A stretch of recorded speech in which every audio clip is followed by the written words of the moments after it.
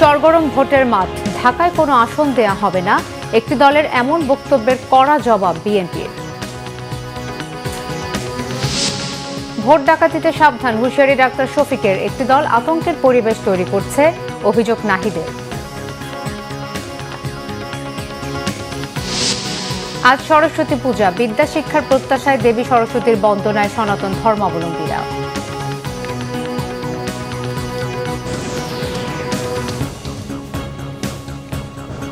দেখছিলেন crown cement সংবাদ শিরোনাম।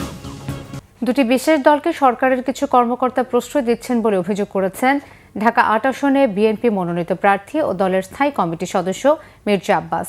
শুক্রবার দুপুরে শাহজাহানপুরের গণসংযোগের সময় এই অভিযোগ করেন তিনি। জানান, সুবিধাভোগীরা চাচ্ছে পায়ের উপর পা দিয়ে উস্কানিমূলক কথা বলে বিএনপির সাথে ঝগড়া করতে। এটাকে বিএনপি কোনোভাবে প্রশ্রয় দেবে না বলে জানিয়েছেন মির্জা আব্বাস। এদিকে দ্বিতীয় দিনের মতো নির্বাচনী প্রচারণায় নামেন ঢাকা ৬-এর বিএনপি মনোনীত প্রার্থী ইশরাক হোসেন। শুক্রবার সকালে পুরান ঢাকার সুরিটোলা এলাকা থেকে নেতাকর্মীদের সাথে নিয়ে প্রচার কাজ শুরু করেন তিনি। এ সময় রাজধানীতে গ্যাস সংকটের সমাধান, যানজট নিরসনের জন্য কাজ করা সহ এলাকাবাসীকে বিভিন্ন প্রতিশ্রুতি দেন তিনি। নিজেকে এলাকার সন্তান ও ভাই হিসেবে পরিচয় দিয়ে যে কোনো সমস্যায় সবার পাশে থাকার আশ্বাস দেন ইশরাক হোসেন।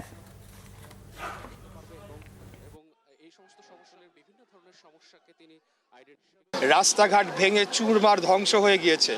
বিভিন্ন জায়গায় খোলা ড্রেনেজ আমরা দেখতে পেয়েছি, যেখানে নর্দমার মতো পানি জমে রয়েছে। এর পাশাপাশি আমাদের এখানে জলাবদ্ধতা, দূষণ এবং ট্রাফিক যানজট সহ নানাবিধ সমস্যায় জর্জরিত আমাদের এই পুরান ঢাকার অঞ্চলটি। তো সেই সমস্যাগুলো যেমন আমরা সমাধান করার প্রতিশ্রুতি দিচ্ছি, পাশাপাশি দীর্ঘমেয়াদে আমরা বাংলাদেশে যে সংস্কারগুলো করতে চাই, আমরা স্থায়ীভাবে একটা তত্ত্বাবধায়ক সরকার ব্যবস্থা প্রতিষ্ঠা করে বাংলাদেশে গণতন্ত্রটা স্থায়ীভাবে প্রতিষ্ঠা করতে চাই। এই কথাগুলো আমরা বলেছি এবং বিগত দিনে যে সকল গণহত্যা সংগঠিত হয়েছে, যে সকল গুম খুন হয়েছে, সেগুলোর আমরা সঠিক বিচার করব, সেই প্রতিশ্রুতি আমরা দিচ্ছি। আর আমরা সকলের কাছে হ্যাঁ ভোটের জন্য প্রচারণা চালাচ্ছি।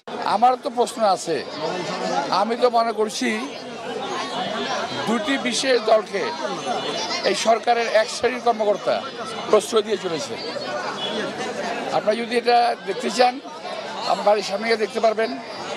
এবং এরা চাচ্ছে পায়ে পাড়া দিয়ে উস্কানিমূলক কথাবার্তা বলে ঝগড়া ফাসাদ লাগানোর জন্য, যেটা আমরা প্রশ্রয় দেবো না। এদিকে রাজধানীর বাইরেও বিভিন্ন জায়গায় প্রচারণায় ব্যস্ত সময় পার করছেন প্রার্থীরা। কেরানীগঞ্জে ঢাকা ২ আসনের বিএনপির মনোনীত প্রার্থী আমানুল্লাহ আমান বলেছেন, আওয়ামী ফ্যাসিস্ট ও তাদের দোসররা এখনও নির্বাচন বানচালের ষড়যন্ত্রে লিপ্ত। সকালে কেরানীগঞ্জের চরাল নুরুল হক হাই স্কুল মাঠে তিনি একথা বলেন। নাটোর ২ আসনের প্রচারণায় নেমেছেন বিএনপি প্রার্থী অ্যাডভোকেট রুহুল কুদ্দুস তালুকদার দুলু। স্থানীয় নেতাকর্মীদের নিয়ে নলডাঙ্গার বিভিন্ন এলাকায় তিনি প্রচারণা চালান। সিলেট ১ আসনে জনসংযোগ করেন বিএনপি প্রার্থী খন্দকার আব্দুল মুক্তাদির। নগরীর উপশহর এলাকা থেকে প্রচারণায় অংশ নেন দলীয় নেতাকর্মী ও স্থানীয় সমর্থকরা। প্রচারণার দ্বিতীয় দিনে ভোটের জনসংযোগ করেন কুমিল্লা ৪ আসনের ১০ দলীয় জোট প্রার্থী এনসিপির দক্ষিণাঞ্চলের মুখ্য সংগঠক হাসনাত আবদুল্লাহ।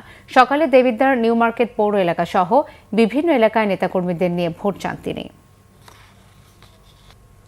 জামাতের আমির ডাক্তার শফিকুর রহমান বলেছেন, কেউ ভোট ডাকাতি করতে এলে তাকে রুখে দেওয়া হবে। দেশে যেন কোনো দুর্বৃত্ত ফিরে আসতে না পারে তা নিশ্চিত করতে তরুণদের ভূমিকা জরুরি বলেও মনে করেন তিনি। পঞ্চগড় চিনিকল মাঠে ১০ দলীয় নির্বাচনী ঐক্য আয়োজিত জনসভায় যোগ দিয়ে তিনি এসব কথা বলেন। জামাতের আমির বলেন, বাংলাদেশ সৃষ্টির পর থেকে পরিকল্পিতভাবে উত্তরবঙ্গকে পিছিয়ে রাখা হয়েছে। আগামীতে উত্তরবঙ্গকে শিল্পের রাজধানী হিসেবে গড়ে তোলার প্রতিশ্রুতি দেন তিনি। দেশে দুঃসময় জামাত দেশবাসীকে ফেলে পালায়নি, ভবিষ্যতেও যাবে না বলে ওই সময় ডাক্তার শফিকুর রহমান মন্তব্য করেন। জনসভায় এনসিপির উত্তরাঞ্চলের মুখ্য সমন্বয়ক সার্জিস আলম বলেন, নির্বাচনের আগে যারা জনদরদী হয়ে ওঠে এবং নির্বাচনের পরে যাদের খুঁজে পাওয়া যায় না, তাদেরকে বয়কট করতে হবে।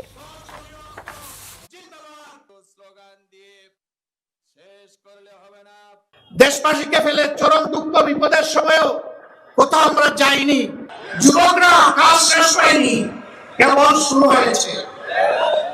এই দেশ থেকে বৈষম্য, অবিচার, চাঁদাবাজি, দখলদারি, স্বৈরতন্ত্র বিদায় নিয়ে ন্যায় এবং ইনসাফ ভিত্তিক আধিপত্যবাদ মুক্ত, দুর্নীতি মুক্ত মানবিক বাংলাদেশ সৃষ্টি না হওয়া পর্যন্ত আমরা থামব না, আমাদেরকে কেউ থামাতে পারবে না ইনশাআল্লাহ। আমাদেরকে ওই মানুষদেরকে বয়কট করতে হবে যারা দিনের বেলা মাদকের বিরুদ্ধে কথা বলে আর রাতের বেলা মাদক ব্যবসার লাভের টাকার ভাগ নেয়। আমাদেরকে ওই মানুষদেরকে বয়কট করতে হবে যারা দিনের বেলা নির্বাচনের আগের 2 মাস জনদরদি হয়ে উঠে, নির্বাচনের পরে 4 বছর 10 মাস হারিকেল ধরাও খুঁজে পাওয়া যায় না। একটি দল ঘাবড়ে গিয়ে নির্বাচনের মাঠে আতঙ্ক ও ভয়ের পরিবেশ তৈরি করছে বলে অভিযোগ করেছেন এনসিপির আহ্বায়ক ও ঢাকা 11 আসনের প্রার্থী নাহিদ ইসলাম। তিনি হুঁশিয়ারি করে বলেন, কোনো পরিস্থিতিতেই ভোটকেন্দ্র দখলের পায়তারা বাস্তবায়ন করতে দেবে না 10 দলীয় নির্বাচনী ঐক্য। শুক্রবার সকালে নির্বাচনী প্রচারণার অংশ হিসেবে গণমিছিল কর্মসূচির শুরুতে পথসভায় এসব কথা বলেন তিনি। নাহিদ ইসলাম বলেন, চাঁদাবাজ ও দখলদারদের বিরুদ্ধে এবারের নির্বাচন, তাই সমগ্র বাংলাদেশ এই নির্বাচনের দিকে তাকিয়ে আছে। গণ অভ্যুত্থানে যারা রাজপথ থেকে সরে নাই তাদেরকে জীবিত অবস্থায় ভোটকেন্দ্রের সামনে থেকে সরানো যাবে না, ভোটকেন্দ্র দখল করতেও দেওয়া হবে না। এ সময় 10 দলীয় জোট সরকার গঠন করবে বলে প্রত্যাশা ব্যক্ত করেন তিনি। মিছিলটি বাড্ডা এলাকার বাসতলা থেকে শুরু হয়ে রামপুরা ব্রিজে গিয়ে শেষ হয়। এতে এনসিপি ছাড়াও জামাতে ইসলামী ও 10 দলের নেতাকর্মীরা অংশ নেয়।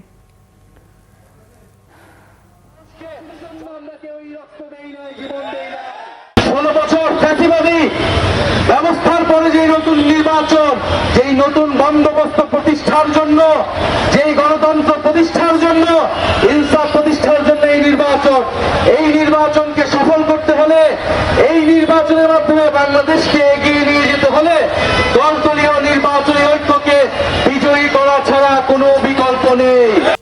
আজ সরস্বতী পূজা। বিদ্যাশিক্ষার প্রত্যাশায় দেবী সরস্বতীর বন্দনায় সনাতন ধর্মাবলম্বীরা শাকের ধ্বনি আর ঢাকের বাদ্যে দেবী সরস্বতীর আরাধনা। তাদের বিশ্বাস, বিদ্যাদেবী সরস্বতীর আরাধনায় মিলবে জ্ঞান ও পুণ্য দুটোই। বিভিন্ন শিক্ষা প্রতিষ্ঠানেও তৈরি করা হয়েছে অস্থায়ী পূজা মণ্ডপ। প্রতিমায় অঞ্জলি দিচ্ছেন শিক্ষার্থীরা। ঢাকা বিশ্ববিদ্যালয়ের জগন্নাথ হল মাঠে সরস্বতীর আরাধনা অর্ধশতাধিক অস্থায়ী মণ্ডপে শিক্ষার্থীদের পাশাপাশি অংশ নিয়েছেন শিক্ষক সহ আরও অনেকেই। সনাতন ধর্মাবলম্বীদের অনেকের শিক্ষা জীবনের হাতে খড়িও হয় সরস্বতী পূজায়। রোজার আগে বাড়তে শুরু করেছে চাল, ডাল, মাছ, মাংস ও সবজি সহ প্রায় প্রতিটি পণ্যের দাম। কিছুদিন আগেও শীতের সবজির দাম তুলনামূলক সহনীয় ছিল। এখন সাধারণের নাগালের বাইরে শীতের ফলমূলও। মাছের বাজারেও অস্বস্তি। 1 কেজি ইলিশ কিনতে গুনতে হচ্ছে 3,500 টাকা। চাষের মাছের দাম কিছুটা কমলেও বাড়তি দেশি মাছের দর। এদিকে সপ্তাহ ব্যবধানে বেড়েছে গরুর মাংস ও মুরগির দামও। রমজানের দাম আরও বাড়বে বলে আভাস বিক্রেতাদের। রোজাকে সামনে রেখে নিত্যপণ্যের বাড়তি দামে উদ্বিগ্ন সীমিত আয়ের মানুষ। বাজার নিয়মিত মনিটরিংয়ের তাগিদ তাদের। এই ছিল এখনকার মতো। পরের সংবাদ সন্ধ্যে 6টায়। এর আগে 5টায় রয়েছে নিউজ টপ 10 দেখার আমন্ত্রণ রইল। ধন্যবাদ সবাইকে।